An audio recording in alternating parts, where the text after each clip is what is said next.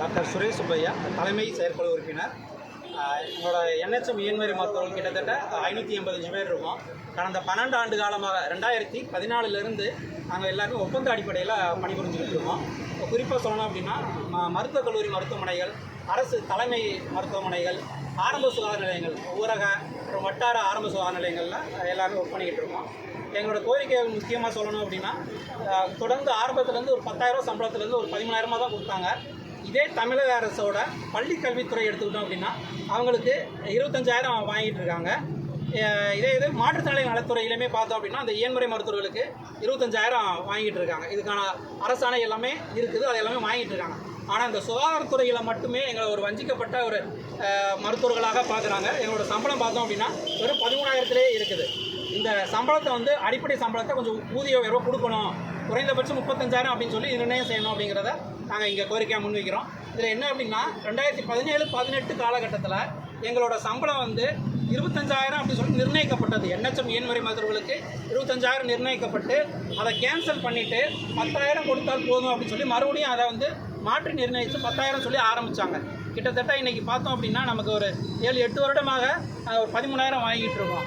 இந்த கணக்கை அன்றைக்கே எங்களுக்கு இந்த 25,000 நிர்ணயிச்சிருந்தாங்க அப்படின்னா கிட்டத்தட்ட இன்றைக்கி ஒரு 40,000-45,000 அளவுக்கு நாங்கள் சம்பளம் கண்டிப்பாக வாங்க முடியும், வாங்குகிற அளவுக்கு அந்த காலங்கள் கொண்டு வந்திருக்கு.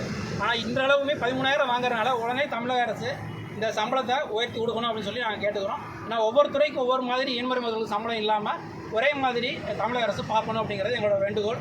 ஒருவேளை இந்த போராட்டத்திற்கு முடியும் ஒரு வாரம் இந்த ஒரு பொங்கலுக்குள்ளே எங்களோட கோரிக்கைகள் நிறைவேற்றப்படாத பட்சத்தில் நடப்பு சட்டசபை தொடரில் கண்டிப்பாக எந்த ஒரு அறிவிப்பும் இல்லாமல் சட்டசபைக்கு முன்பு அனைவரையும் திரட்டி, ஏன்னா இப்போ சிறப்பு பள்ளிகள் இருக்குது, அங்கேயுமே 25,000 சம்பளம் வாங்கிட்டு இருக்காங்க. அதே மாதிரி எஸ்எஸ்சின்னு சொல்லிட்டு சமக்கர சிக்ஷா அபியான்னு சொல்லிட்டு அங்கேயே ஒரு 400 ஃபிசியோதெரபிஸ்ட் இருக்காங்க. அதுபோக மாணவர்கள், இயன்முறை மருத்துவ மாணவர்கள், அவங்களோட எதிர்காலம் எல்லாமே கேள்விக்குறியாக இருக்குது. இந்த 13,000 சம்பளம் அவங்களுக்கும் பின்னாடி வரப்போ அவங்களுக்கும் பாதிக்கும் அப்படிங்கிறனால கண்டிப்பாக கிட்டத்தட்ட ஒரு 10,000 பேரை ஒன்று கூட்டி சட்டசபைக்கு முன்பு போராட்டம் நடத்தியே தீர்வோம் என்று உறுதியளிக்கிறோம். இந்த பணி நேரம் அது கண்டிப்பாக காலி பணியிடங்கள் பார்த்தோம் அப்படின்னா இப்போ ஆரம்ப சுகாதார நிலையங்கள் பார்த்தோம் அப்படின்னா 1,300 சில்லறை இருக்குது. நாங்கள் ஒர்க் பண்ணுறது பார்த்தோம் அப்படின்னா வெறுமையானையாக ஒரு 400 சில்லறை தான் நாங்கள் ஒர்க் பண்ணுறோம். 467 பேர், அதாவது அர்பன் ரூரல் சேர்த்து ஒவ்வொரு அடிஷனல் ஆரம்ப பிஹெச்சிக்கு எல்லாத்துக்குமே புதிய பணியிடங்களை உருவாக்கணும் அப்படின்றதையும் நாங்கள் கேட்குறோம். பணி நேரம் காலையில் 9 to 5 நாங்கள் ஒர்க் பண்ணிட்டு. அது ஒரு சில இடத்துகளில் மருத்துவமனைகளில் இந்த Madurai medical college hospital, headquarters ஹாஸ்பிட்டல்ஸில் அடிஷ்னலாக எக்ஸ்ட்ரா இப்போ ஃபார் எக்ஸாம்பிள் ரெகுலர் ஃபிசியோதெரபிஸ்ட் இருக்காங்க, அதில் நாங்கள் கான்ட்ராக்டில் இருக்கிறோம் அப்படின்னா அடிஷ்னலாக எக்ஸ்ட்ரா கொஞ்சம் ஒர்க் பண்ணுங்க அப்படின்ற மாதிரி சில வேலைகள் வருது. அந்த நேரத்தை எங்களுக்கு சரியாக 9 to 5 அப்படிங்கிறத நிர்ணயம் பண்ணணுங்கிறத கேட்குறோம். ஆல்ரெடி அரசாணையில் அதுதான் இருக்குது. சரி, உங்கள் நேம் அர்பனில் எங்களுக்கு இப்போ நாங்கள் எல்லாமே கான்ட்ராக்டில் இருக்கிறோம். அர்பன் சொல்கிறது இப்போ நகர்ப்புற ஆரம்ப சுகாதார நிலையங்கள் எல்லாருமே வாடகை அடிப்படையில் இருக்காங்க, ரெண்டல் பேசிஸில். அவங்களுக்கு இந்த எவ்ரி மந்த் கொடுக்குற, எவ்ரி இயர் கொடுக்குற அந்த பிஎஃப் இன்க்ரிமெண்ட் அது எதுவுமே கிடையாது. ஸோ அவங்க எல்லாத்துக்குமே அவங்களையும் ஒப்பந்த அடிப்படையில் கொண்டு வரணும்னு கேட்டோம். டாக்டர் சுரேஷ் சுப்பையா. ஓகே,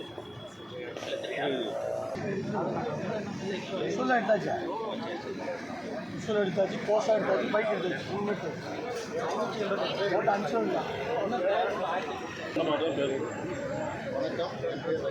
சவுண்டாக பேசுவோம்.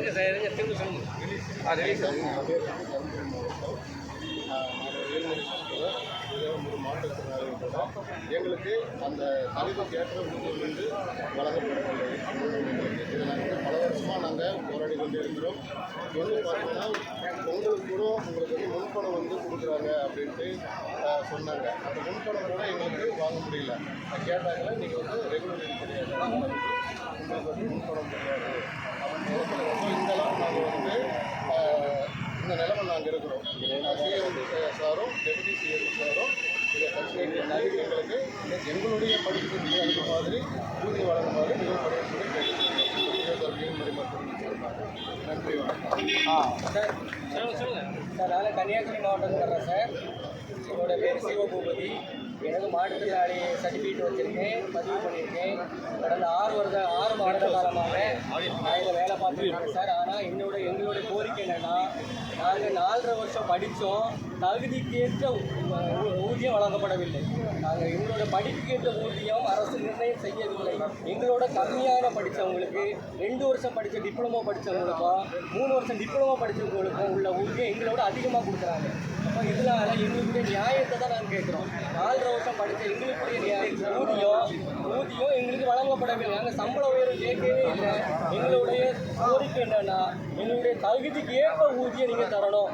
அது நான் மாற்றுத்திறனாளி இருக்கேன், 6 வருஷம் படிச்சிருக்கேன், எனக்கு மாற்றுத்திறனாளிக்குள்ள ஊதியம் கூட வழங்கப்படவில்லை, ஏழையும் தரப்படவில்லை. கோரிக்கை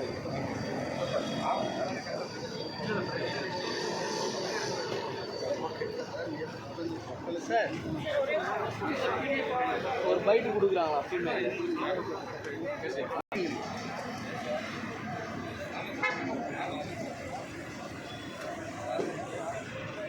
ரெடி.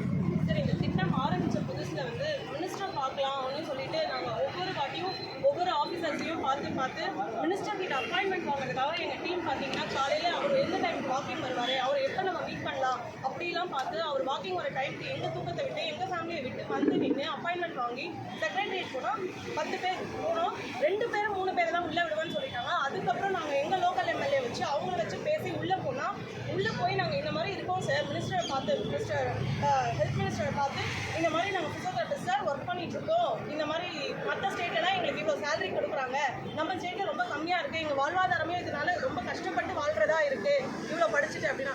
அதுக்கு அவர் பதில் சொன்ன விதம், சார் நீங்கள் அதுக்கு அந்த ஸ்டேட்லேயே போய் வேலை செய்யலாமே, இங்கே ஏன் வந்து வேலை செய்யணும் அப்படின்னு சொன்னார். அதுக்கு எதுக்குன்னு சார் நாங்கள் அவங்களுக்கு போட்டு எல்லாத்தையும் கொண்டு வந்து உட்கார வைக்கணும்?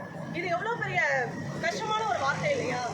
அது இதை கன்சிடர் பண்ணுங்கள் சார் கொஞ்சம். உங்களுக்குலாம் இதெல்லாம் வந்திருக்குமான்னு எங்களுக்கு தெரியல. பட் எனக்கு இது நடந்து ஒரு 3 வருஷம் ஆகுது சார். 3 வருஷமாக இந்த விஷயம் என் மனசுக்குள்ள ஓடிக்கிட்டே தான் இருந்தது. எப்படி ஒரு மினிஸ்டர் எங்களோட கஷ்டத்தை சொல்றதுக்கு தான் உங்களை தேர்ந்தெடுத்து மினிஸ்டராக உட்கார வச்சிருக்கோம்.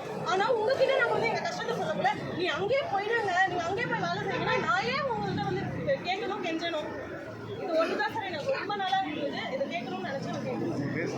கார்த்திகா சார், 13,000 ரூபா தான் சம்பளம்னா இதுக்கு எதுக்கு சார் நாங்கள் 4 வருஷம் படிக்கணும்? இந்த கோர்ஸே நீங்கள் பேசாமல் பேன் பண்ணி விட்டுடலாமே. தேவையில்லாமல் நீங்கள் வந்துட்டு இதை வந்து போட்டுட்டு நாங்கள் தான் இப்போ வந்து சஃபர் ஆகிட்டோம். நீங்கள் இப்படியே தான் இருப்பீங்க அப்படின்னா இந்த காலேஜஸ்லாம் க்ளோஸ் பண்ண சொல்லியிருக்கோம். தேவையில்லாமல் வர எங்களை மாதிரி நாங்களும் வந்து தெரியாமல் தான் வந்தோம், டாக்டர்னு சொல்லிட்டுனால வந்தோம். அந்த மாதிரி எவ்வளோ பசங்க இப்போ வந்துட்டு இருக்காங்க, அதெல்லாம் வேண்டியதில்லை. நீங்கள் இதை ஃபுல்லாக இந்த பேன் பண்ணி விட்டுருக்கோம். எங்களோட இது முடிஞ்சு போகணும். அதாவது மெட்டர்னிட்டி லீவ் சார். நான் இப்போ எனக்கு 1.5 வயசு குழந்தை இருக்கா, நான் வீட்டை விட்டுட்டு தான் வரேன்.